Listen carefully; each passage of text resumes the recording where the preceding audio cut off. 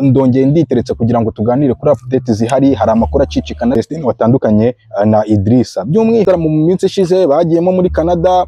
Njyewe sinkubeshye buriya niki, njye nari nzi yuko buriya bari abana bagiye kwitura muri Canada. Destiny ko yashatse yatura muri Canada gute ko afite umugabo? Ku mbuga nkoranyambaga ugiye kureba urahita usanga Destiny na Idrissa mu by'ukuri nibo bari kwigarurira zino mbuga nkoranyambaga zo mu Rwanda. Burkina Faso mu by'ukuri ati bararongora, urumva, atakubita umupuri ngira ngo iyo video narayikweretse niki. Nifuzaga kubamo sibwo mbayemo, nta byishimo mfite, ati kandi ninongera kujya gushaka, urumva already we yamaze ninongera kujya gushaka undi mugabo ko atazongera kubana na Idrissa. Ese ibi ngibi byo kuvuga ngo bagiye gutandukana, Irene arabivuga hiki? Nkavuga ni se Destiny bamuhakinze uyu munsi, ari nabwo umuntu bita Kimenyi Yves na Muyango ngo bari babonye icyo bita divorce. Aba bana b'Abanyarwanda, abakobwa b'i Kigali, kubera iki batari gutinda mu ngo? Kubera iki bari kujya kubaka ukabona ni ibintu bitarimo bitinda? Urebye divorce zabaye nyinshi cyane. Ejo Proski, uyu ni P1 promoter, iyi ni Truth TV Rwanda. Ndongeye ndagarutse, by'umwihariko ndongeye nditeretse kugira ngo tuganire kuri update zihari. Hari amakuru acicikana, ariko noneho breaking news inzanye uyu munsi, ndagira ngo tuganire kuri Destiny watandukanye na Idrissa. By'umwihariko niki harya buriya ngiye no kubatandukanya birangora. Ni Destiny ni Dorcas? Destiny Odraogo. Ya, ni Destiny. By'umwihariko rero uyu Destiny nyuma yuko hari igitaramo mu minsi ishize bagiyemo muri Canada. Njyewe sinkubeshye buriya niki, njye nari nzi yuko buriya bari abana bagiye kwitura muri Canada, ariko nanone nkongera nkavuga ni se Destiny ko yashatse yatura muri Canada gute ko afite umugabo? Noneho by'umwihariko rero ntihaciyemo igihe kinini cyane kitagera mu kwezi, amakuru aba aracicikanye, amakuru ababaye kimomo, kuko ku mbuga nkoranyambaga ugiye kureba urahita usanga Destiny na Idrissa mu by'ukuri nibo bari kwigarurira zino mbuga nkoranyambaga zo mu Rwanda, ndetse n'abantu bavuga ururimi rw'ikinyarwanda haba i Burundi, ndetse no kuba bazi cyane cyane ko bano bana bari bamaze kuba abasitari, mu by'ukuri bari bamaze kubaka rya zina rikomeye cyane. So Idrissa rero ndagira ngo tuganire ku bintu bigiye bitandukanye, kuko turaza guhera ku bundi kubyo uwo bita Pastor Claude, ngira ngo warabibonye nakoretse video ye, ari kuvuga ati buriya bari Abanyaburkina Faso mu by'ukuri ati bararongora, urumva, atakubita umupuri ngira ngo iyo video narayikweretse niki. Pastor Claude baramukizwa n'iki? Ya, urumva, none Pastor Claude rero yahise abyuriraho, kuko Pastor Claude niwe muntu wakoze breaking news wa mbere kuri iyi nkuru ya Destiny na Dorcas, kuko hari igihe abandi dutinda gukora inkuru kugira ngo tubanze tumakinge sure ngo se ibi bintu biri kuvugwa ni ukuri. Ariko byo nanjye post ya Destiny kuri Instagram nari nayiboneye, arimo avuga ati mu by'ukuri ubuzima nifuzaga kubamo sibwo mbayemo, nta byishimo mfite, ati kandi ninongera kujya gushaka, urumva already we yamaze ninongera kujya gushaka undi mugabo, nzashaka umugabo nzi neza, nzi wabo, nzi bene wabo, umuryango we wose, umuryango we wose. Iki kigaragara neza ko Destiny yamaze no gufata umwanzuro ko atazongera kubana na Idrissa. Ese ibi ngibi byo kuvuga ngo bagiye gutandukana, Irene arabivuga hiki? Irene wabonye ko ku mbuga nkoranyambaga ze zose yacecetse, wabibonye? Nabibonye, ariko se iriya channel y'uriya mwana ntago bayihakinze, kuri ya mwana nagakunda kuvuga ku rugo rwe cyane. Ibyo natwe twabitekereje. Iriya nkuru yasohotse uyu munsi mu gitondo mu masaha ya saa 4 saa 5. So ndumwe mu bantu bayibonye bwa mbere, ariko nkavuga ni se Destiny bamuhakinze. Ariko nanone nkibuka yuko ino couple ni imwe muri couple zifite communication iri hejuru cyane, kuko iyo bari account bahakinze baba babitangaje. Urabizi na Irene n'umwe mu bantu yatanze breaking news igera kure. So rero kuva Irene yacecetse, Destiny akandika biriya bintu, nyuma yaho akaza kubikura ariko agashyiraho ifoto yatwatwaye emoji turira, ngira ngo ya postinze emoji zirira. Ariko se uramwana nagajya akunda kuvuga ku rugo rwe cyane, ntagajya bikunda. Bishobora kuba rero bamuhakinze channel yiwe, nuza Instagram yiwe bakaba bayihakinze, ari byo buririyeho nyine, kuko hari umuntu ujya yirirwa avuga comment ngo naga kundi umugabo wa Vestina, niriwe numva kuri TikTok babivugaho ngo naga kundi umugabo wa Vestina uri hano hose, ama Twitter, Instagram, hano hose yirirwa bango naga kundi umugabo, numva nyine ngo niwe wabiteye ngo abifitemo uruhare. Sinzi icyo bivugaho, sinzi niba ubiziho cyane. Mu by'ukuri ibiri kuvugwa ni byinshi, bamwe akavuga ati Vestina akurikiye amafaranga hariya kwa Odraogo ariko arabona yenda ntayo ari kubona. Ese Pasteur Claude yavugishije ukuri koko bari abanyaburkina Faso iyo bageze ku mupuri nijoro ryose? Ntago mu by'ukuri ibiri kuvugwa hanze aha ni ibintu byinshi, ariko nanone hakagarukwa indi nkuru ivuga ko Vestina na Dorcas mu gihe bari muri Canada ngo Vestina ngashobora kuba yaraciye Idrissa inyuma. Ese yamuciye inyuma nande? Pasteur Claude yavugaga se ngo yagiye kubyara, akaba yaramuciye inyuma nande? So rero ibiri kuvugwa ni byinshi, Pastor Claude yego tumuzi nk'umuntu univugira nibidakenewe. Nge ntago njye imboga, aravuga akaba nibidakenewe, aravuga akavuga nibidakenewe, ariko nanone buriya ngo ntandura igira gute? Ntandura ivugira ubusa. Nabyo byashoboka mu by'ukuri, kuko buriya iyo hari kuvugwa byinshi haba harimo ukuri mu biri kuvugwa byinshi. Yego byose nubwo bitaba ukuri, ariko haba hari ukuri guhari. By'umwihariko ngira ngo kuri ibi ngibi reka tuze gutegereza feedback cyangwa se badukomunike uyu muryango wa Vestina na Dorcas, kuko buriya ikintu kiriho niba bamuhakinze turaza kubona indi version. Ase baba bamuhakinze bakaba batabimenye. N'ubwo mu kanya mbonyeho kuri stati yiwe emoji zirira, turiya emoji turira kuri stati yiwe ya Instagram nitwo turiho. Ubwo ngubu byari ukuri cyane ikinyoma nyine, nk'uko bashobora kuguhakinga bakakwiba Instagram yawe. Urumva biragoye guhamya ukuri kuko niba bigeze mu mugoroba. Ukuri ya mwana ntabwo abanyarwanda bigeze bifuza ko yubaka. Bamwe baravuga ngo ni ubwana cyangwa se yagiye atazi icyo ashaka, abandi bakavuga ngo yagiye akurikiye amafaranga, abandi bakavuga ngo Irene niwe ngo wamuhaye ibitekerezo ngo byo gushaka yihuse, ngo kuko bari bavuze ko mbona bamubeshyera. Irene baramubeshyera.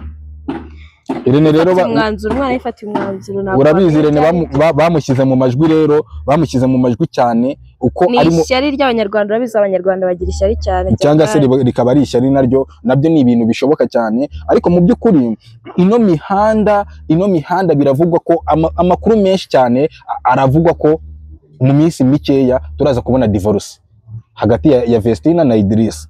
Ese mu by'ukuri yenda ndaza gusubira inyuma ndebe ngo basezeranye se ni ivangamutungo, ni ivanguramutungo? Mu by'ukuri akaba se yashakaga imitungo ye, akaba yashakaga hafi, akaba yashakaga hafi. Nabyo byashoboka, ariko hakaba hari n'andi makuru by'umwihariko simvuye kuri iyi nkuru, ariko by'umwihariko hakaba hari n'andi makuru avuga yuko n'ubundi noneho uyu munsi ubwo Vestina na Idrissa Odraogo ibi ngibi byabagaho, ngo uyu munsi ari nabwo umuntu bita Kimenyi Yves na Muyango ngo bari babonye icyo bita divorce. Sinzi niba ayo makuru wari wayabonye.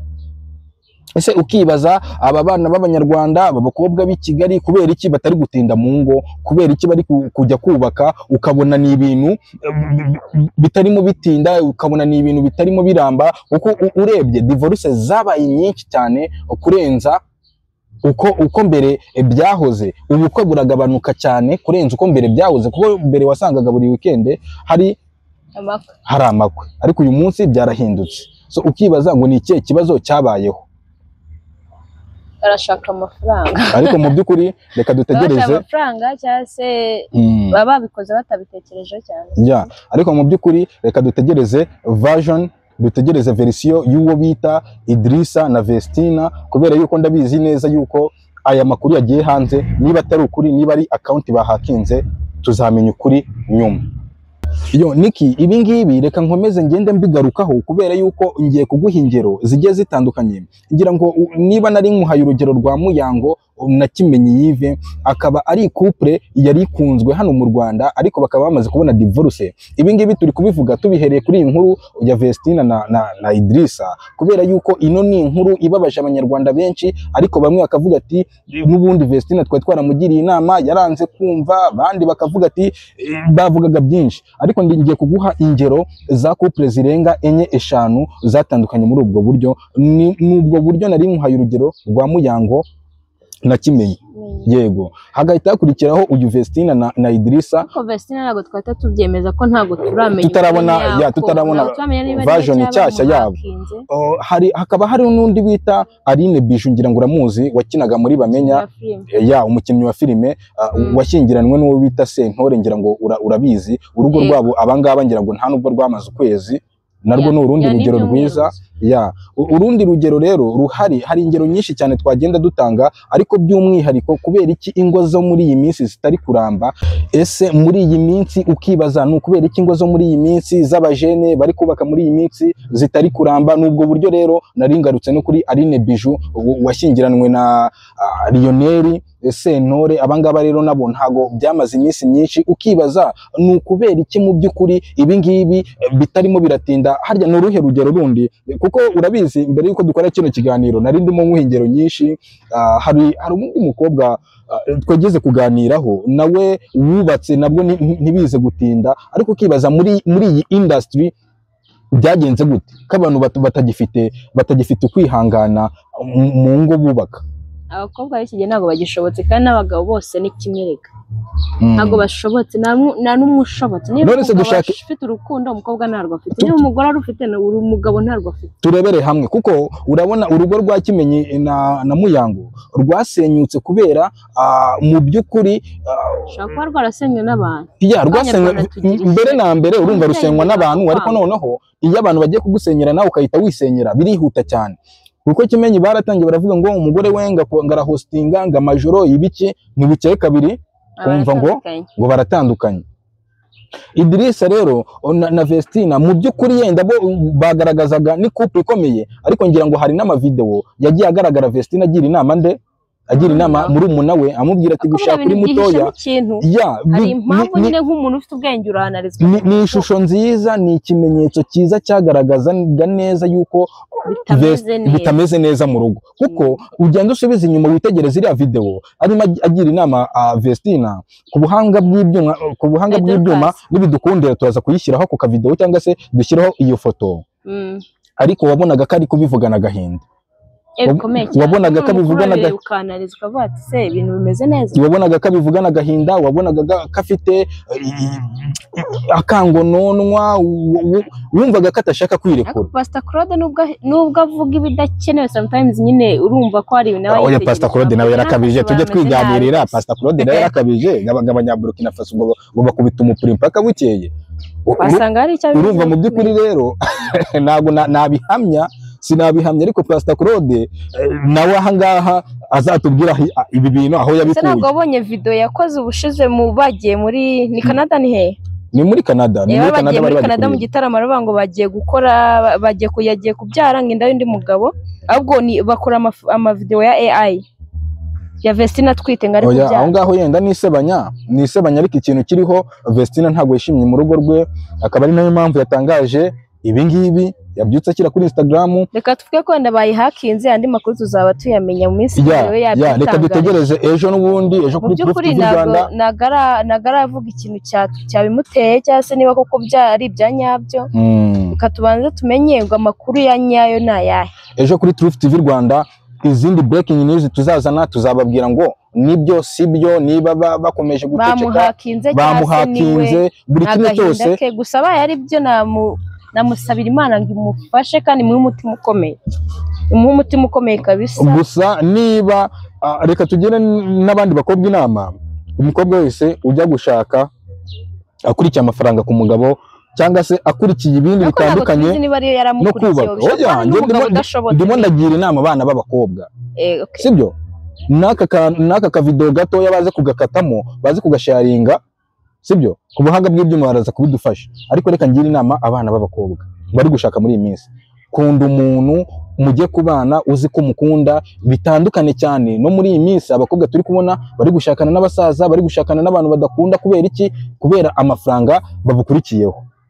Ni muri ubu buryo rero, niba Vestina koko yarakurikiye amafaranga wabona atarimo arayabona, nakubwiye ntabwo twabyemeza, dutegereje indi version. Nabyo birashoboka. Kuba ari na Vestina udashobotse ntabwo twabihamya nyine, ntabwo turamenya. Buriya mu rugo buriya ngo urugo ngo ni kaminuza, iruta izindi zose. Ngo yarize ako ari amagambo arakomeye. Ngo yarize ngo narize bikomeye. Ngo nta nundi mugabo ngo uzongera. Nta nundi mugabo uzongera kumukoresha. No man will use me again.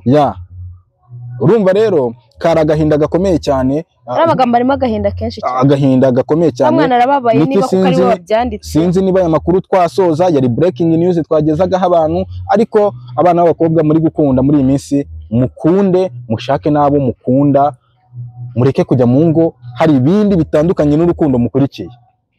Niki sinzi niba twasoza ubwo iyi breaking news tuzayigaruka ejo tubonye koko niba Muyango yabonye divorce na Kimenyi, nabyo tuzaba twabiboneye ukuri kuzuye. Niba koko Vestine ari we wabyandikiye nabyo tuzabimenya, tumenye n'icyabimuteye. Ibyo byose azaza ku mihanda bivuge cyane. Nubwo ikiganiro nakagaruka. Ikiganiro nakagaruka. Niki reka nkushimire cyane wamfashe ku buhanga bw'ibyuma no kugira ngo tugezeho kino kiganiro abanyarwanda. Njye na B1 promoter, iyi ni Truth TV Rwanda. Breaking news nakagaruka buri munsi. Murakoze cyane.